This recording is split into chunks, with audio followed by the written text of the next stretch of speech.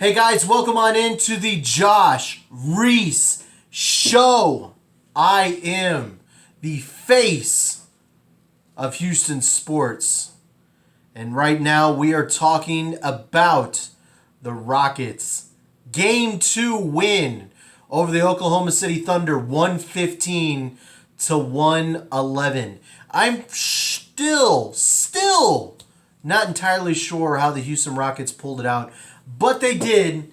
They defeated the Fighting Russell Westbrooks to take a 2-0 lead as they will head on up to Oklahoma City to try and steal a win up there. They'll probably steal at least one. I imagine OKC will win one game. Rockets will win another one, then they'll win it in home court when they come back for Game 6. Game 5. Ooh, Jesus. My math is off. It's 1 o'clock in the morning. So, my brain is not functioning at its highest capacity. Some people might say it normally doesn't function at a high capacity anyways. But, regardless, I'm here live at Toyota Center. No, that's a lie. I'm here live at Minute Maid Park. Just finished recapping, covering the Astros win over the Los Angeles Angels of Anaheim. I did a breakdown of that. You can watch that on YouTube if you want to check out what the Astros did. Feel free to take a gander at that. But right now, we got to talk about what happened with the Houston Rockets. Now, I wasn't actually there at the game, but I did watch quite a bit on the old TV, and I was able to get a kind of a gist of what went down Wednesday night. And you didn't expect that the Thunder were just going to roll over after the Rockets beat them in Game 1. And they didn't. They came out and punched the Rockets right in the mouth in the first quarter. And then from there on, the Rockets just kept on digging a little bit closer and closer and closer until finally in the fourth quarter when they started to really get close. Russell Westbrook went to the bench. That's when the Rockets seized the advantage and skedaddled for the lead. It wasn't the win was not secure until the final moments of the game. For some reason, the Rockets had a really tough time trying to close out the win over the Thunder on Wednesday night. And even with seconds left to go in the game, they were still turning over the ball and giving Russell Westbrook a chance while he just didn't have enough to finish out the game. I mean, it was insane that the Rockets still kept on giving Russell Westbrook chances to win the game. Luckily, he did not, though. So, for anyone who is happy that the Houston Rockets keep on winning, then you are happy that Russell Westbrook keeps on struggling. I believe ESPN tweeted this after the game, that this was the first ever 50-point triple-double playoff game stat line. And while Russell Westbrook should be very proud of that, considering he was damn proud of it in the regular season, and he rode that sucker up to a potential MVP win, Wednesday night he did not seem so pleased. I even think, I don't want to misquote Russell Westbrook, but I'm pretty sure he said, "I don't give a fuck about stats." I think that's exactly what Marc Gasol said too. But I digress. Russell Westbrook had a phenomenal game, but the Oklahoma City Thunder could not get anyone else to score. Westbrook ended up playing 41 minutes because Billy Donovan could not take him out of the game. If you look at the plus minuses, which I'm a big fan of plus minuses, Russell Westbrook was plus 11 on the night, but when you look at the bench, everyone else was negative. Excuse me. Jeremy Grant, who played 26 minutes, was negative 20. Shamaje Christian was negative 15. Enes Kanter even made an appearance, was negative 9. When you kind of look at how Billy Donovan played this game, it's so weird. He played every single person on his bench outside of Nick Collison. That's insane. Kyle Singler got 10 minutes. Dougie Martin got 13. Enes Kanter got 7. He's one of their best scorers off the bench. He only got 7 minutes. Shamaje Christian got 16. Jameer Grant got 26. Alex Abrinas got 4. Domantas Sabonis got 2. Seriously, Billy Donovan coached Wednesday's game like he was just trying to find anybody that would give him a little bit of relief for Russell Westbrook. And nobody did.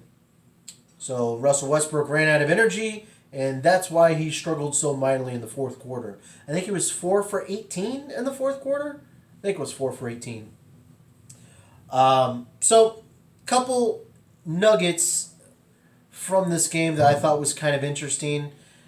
The Rockets again struggle from three-point land, only getting 11 threes. The game before, they only had 10. So they have yet to break out from three-point land, and yet they've won 2 games. James Harden, after the game Wednesday night, was quoted as saying, "We still haven't played our best yet." And he's damn right. The Rockets still have not played their best, and yet they're up 2-0. So, good for the Rockets. 3-ball has still not been working, and it's really... It really felt like it was starting to affect a lot of guys. Towards the end of the game, you saw Ryan Anderson have some pretty wide open looks from 3, but instead he put the ball on the ground and would drive to the hoop. While that worked out for him a few times, the Rockets' offense is to shoot when you're open. And it really, at least through my layman's eyes, it looked like the Rockets had a very tough time trying to figure out what to do once a guy put the ball on the ground and was driving towards the hoop. They're so used to everyone shooting a 3. Once you put the ball on the ground, it drives everyone crazy. Oh my God, what's going to go on? What's happening? I can't figure it out. So much bad offense when the Rockets went to the rim instead of taking the 3-point shot. But luckily for the Rockets, they did not settle and just keep on jacking up 3 after 3 after 3. Because for whatever reason, it just isn't falling. Ryan Anderson on the series is 0 for 11. 0 for 11? I don't expect that to continue for the rest of this playoffs. If it does, Rockets are in major trouble. But I don't expect that to continue. Anderson will eventually find his stroke. On the season, he's shooting almost 50% from 3 on the road. Shooting 47%. On the road from 3.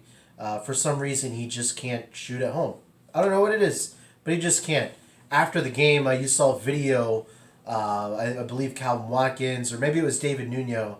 I can't remember where it was, but you saw a video after the game. Ryan Anderson is on the Toyota Center court just shooting threes. I know I can do this. I've done it hundreds of times, 1,000, maybe 1,000,000 times before. Why can't I do it now? I don't know why there's a beep going off behind me. I hope something's not about to explode. Or it just keeps on going off while I'm doing the rest of this video. Maybe it's telling me I should wrap up. But anyways, like I said, if the 3-ball does not fall for the Rockets, it's going to be a hell of a time for them. Maybe not in this series, but once they play the Spurs, it'll be a really tough time if they can't hit the 3. But you don't expect the Rockets to shoot 10, 11 threes a game for the rest of the playoff run.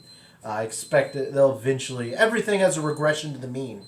Russell Westbrook wasn't going to shoot 12% or 23% for the whole series. He had a good game. He had a sucky game 1. He had a rebirth in game 2. So everything has a regression to the mean, and I believe that we'll eventually see the Rockets' 3-point shots starting to fall. Thank God whatever that beeping sound was turned off. So, more good news for the Houston Rockets in Game 2 was the bench showed up. Game 1, it was okay, but it was not the same as Game 2. I believe between Eric Gordon, Nene, and Lou Williams, they had 50 points, far outpacing anything the Thunder did. So A little bit of good news for the Houston Rockets. Again, while they that was their best three point shooters was off the bench. I believe they were Eric Gordon and Lou Williams were 6 for 10. Everyone else, god awful. Eric Gordon and Lou Williams. So that's pretty much all I got on game 2. I wish I had more hot takes for you guys, but I really don't. The only other thing that I can think of is as Billy Donovan is trying his best to figure out what the hell he can do to try and win at least one game. One game! I believe that we are going to see the Oklahoma City Thunder debut a really, really big lineup. Maybe not Taj Gibson at the 4. Maybe we might see Steven Anderson and Enes Kanter at the same time. I believe Billy Donovan after the game said he wished he played Kanter more. I find that kind of funny considering he said he can't play Kanter at all in game 1, but he wished he played him a little bit more in game 1 or game 2. I believe we might see something like that because you got to win game 3 to at least give you some type of hope. I believe if the Rockets go out and win game 3, it's probably going to be over. Thunder just going to pack it in after that. I believe.